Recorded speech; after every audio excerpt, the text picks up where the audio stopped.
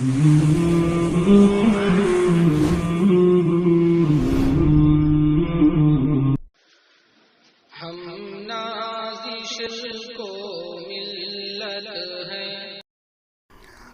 علیکم ورحمۃ اللہ وبرکاتہ۔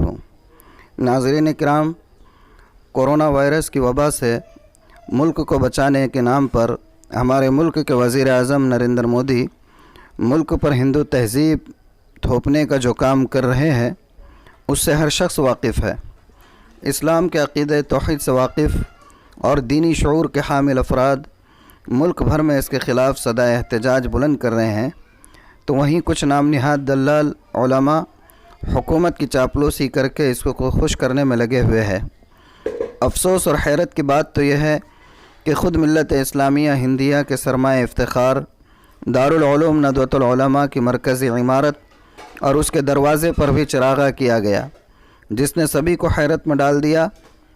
لیکن خدا کا شکر ہے کہ فوراً ناظم دارالعلوم ندوۃ العلما حضرت مولانا رابع حسنی ندوی کا اس سلسلے میں وضاحتی بیان آ گیا۔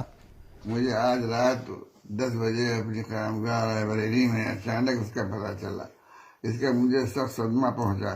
یہ عمل عقیدہ توحید کے منافی ہے، جس کی اجازت کسی بھی طرح نہیں دی جا سکتی۔ اللہ تعالیٰ اپنے فضل کا معاملہ فرمائے اور خیر کی توفیق۔